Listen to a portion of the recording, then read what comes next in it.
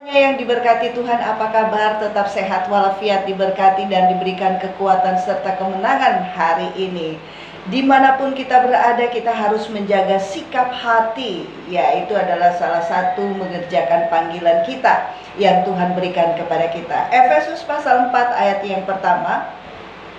Efesus pasal 4 ayat yang pertama, sebab itu aku menasihatkan kamu, aku orang yang dipenjarakan karena Tuhan, supaya hidupmu sebagai orang-orang yang telah dipanggil berpadanan dengan panggilan itu. Sahabat yang diberkati, Tuhan memanggil kita untuk menjadi berbeda dari dunia ini. Tidak boleh sama, kita harus berbeda. Tidak boleh serupa, tidak boleh seragam dengan dunia ini. Sebab kamulah bangsa yang terpilih, imamat yang rajani, bangsa yang kudus, umat kepunyaan Allah sendiri, supaya kamu memberitakan perbuatan-perbuatan yang besar dari Dia yang telah memanggil kamu keluar dari kegelapan kepada terangnya yang ajaib. 1 Petrus 2 ayat 9. Apakah kita memiliki kehidupan yang berpadanan dengan panggilan Tuhan hari ini, sahabat? Itu pertanyaannya. Dan Anda masing-masing mengetahui posisi dirimu di hadapan Tuhan dan di hadapan manusia. Setelah kita dipanggil, keberadaan kita bukan seperti orang biasa-biasa lagi, melainkan menjadi orang-orang pilihan Tuhan, ya kan? Orang yang dipilih Tuhan, dan kita adalah orang-orang yang sudah dipisahkan dari dunia ini. Walaupun kita masih tinggal di dunia ini, karena kita adalah orang-orang pilihan, otomatis kita memiliki tugas dan tanggung jawab yang besar, yaitu memberitakan perbuatan-perbuatan ajaib Tuhan, perbuatan besar Tuhan, sambil kita mengerjakan keselamatan kita, panggilan kita sendiri. Ini mengerjakan panggilan Tuhan harus juga diwujudkan dengan tindakan nyata. Bukan sekedar teori atau berkata-kata, lip service, omong doang, ya kan? Bukan kata-kata muluk yang biasa dilakukan orang-orang yang sedang berkampanye. Hello. Itulah yang disampaikan Rasul Paulus kepada jemaat Efesus saat itu.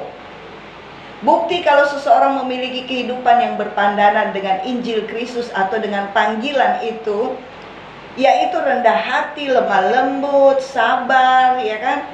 Efesus 4 ayat 2a, ditambah lagi dia bisa mengakui kesalahannya, bahkan dia merendahkan diri kalau tidak salah pun. Haleluya. Tanpa sikap hati yang benar seperti itu, sulit kita berpandangan dengan Injil Kristus, dengan panggilan Kristus. Semua itu dimulai dari sikap hati, dari hati kita. Hati kita, kenapa? Seperti air mencerminkan wajah, demikianlah hati manusia mencerminkan manusia itu. Wah, ini wajahnya Bella ini mencerminkan siapa saya, ya kan? Isabella, siapa dia? Amsal 27 ayat 19.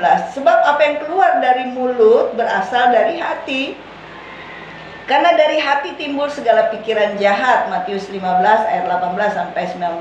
Itu kejahatan, persinahan, percabulan, mabuk-mabuk, pesta pora, dan sebagainya, dan sebagainya. Maka dari itu jagalah hatimu dengan segala kewaspadaan, karena dari situ terpancar kehidupan. Amsal 4 ayat 23 itu ayat hafalan banget pastinya. Tapi pada prakteknya mengalami kendala-kendala, tetap kita harus mencoba. Jadi dalam mengerjakan panggilan Tuhan, penting sekali kita menjaga hati kita tetap humble, tetap rendah, lemah lembut, dan sabar. Bukan yang dilihat manusia, yang dilihat Allah. Amin. Manusia melihat apa yang di depan mata, tetapi Tuhan melihat hati. 1 Samuel 16 ayat 7b.